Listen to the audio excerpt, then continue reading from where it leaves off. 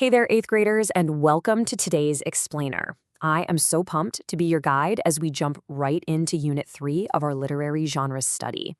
Today, I want you to grab your detective hats because we are literally going to become literary detectives. We're going to unlock the secrets of exactly how stories are built and honestly, how authors manipulate time to keep us completely on the edge of our seats. I mean, have you ever read a book where the ending was totally given away right at the very beginning? Or where you're reading along and suddenly, boom, you jump back 10 years in time? Well, that's exactly what we're going to break down today as we explore linear versus nonlinear plots. Okay, here's our roadmap for today's lesson. Time for every activity, linear versus nonlinear plots, spotting the hidden clues, examples in popular books, your homework assignment, and the godly learner philosophy. Let's get right into it. Section 1. Time for every activity. So before we can really understand how authors play with time in literature, we first need to look at the biblical foundation of time itself. Ecclesiastes 3:1 tells us, "There is a time for everything and a season for every activity under the heavens." God is a God of order, right? He sets perfect seasons in a straight chronological line. Spring always follows winter. Our lives unfold second by second in a totally orderly sequence. But here is where literature gets super fun. While God's reality moves in this perfect forward motion, human authors sometimes decide to just completely jumble those seasons up. They take the sequence of events and mix them around to create a mystery for us to solve. Section 2, linear versus nonlinear plots. Now, there's a really clear distinction between the two ways a story can be told. On one side, you've got your linear structure. This is straightforward. Events unfold in exact chronological order. A happens, then B happens, then C happens. It's a predictable, straight line, kind of like how we experience a normal Tuesday. But on the flip side, we have the nonlinear structure. In a nonlinear plot, events are told completely out of order. Authors might throw in flashbacks to show you something that happened years ago, or they might use multiple narrators who are doing things at entirely different times. A linear story is a straight path, but a nonlinear story, that is a puzzle waiting to be solved. Think of it like this. Imagine starting a story at day 1 in the present. You're just getting to know the characters, right? But then, suddenly, you bounce way back to day -300, a massive flashback. You learn this vital piece of background info, maybe a dark secret the main character is hiding. And then, just as fast, you leap forward again to day 2 in the present to see how that past secret is blowing up right now. It absolutely keeps you guessing. Section 3, spotting the hidden clues.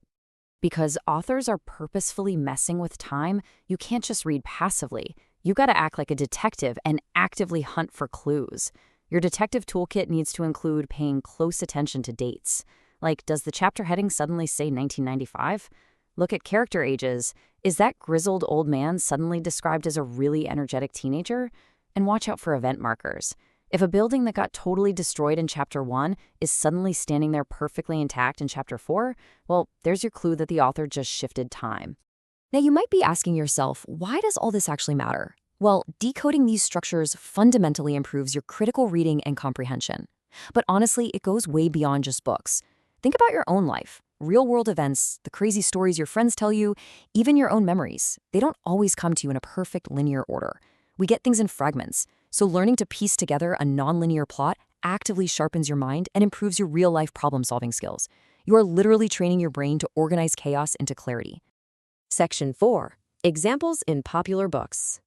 Let's look at how some of your favorite authors actually do this. Take the novel Holes by Louis Sachar. It has a main, linear timeline following Stanley at Camp Green Lake, but it constantly drops in these flashbacks to his ancestors. It's a mixed structure, and it adds incredible mystery. Then you've got The Book Thief, which is super nonlinear. It constantly jumps between the past and present to show the full emotional picture of the characters. Finally, Life of Pi uses a mixed structure, alternating between an older Pi telling the story in the present and the terrifying timeline of his past on the lifeboat. Guys, the structure isn't an accident. It actively changes the pacing and creates gripping suspense. Authors use it as a tool to make you feel something. Section 5, your homework assignment. All right, here are your 5 homework questions for tonight. Number 1, I want you to define linear and nonlinear plots, but you've got to do it in your own words. Show me you really get it.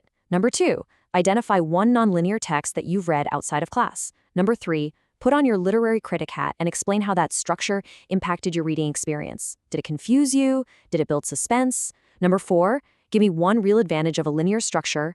And number 5, give one advantage of a nonlinear structure. I really want you to thoughtfully apply everything we just broke down today.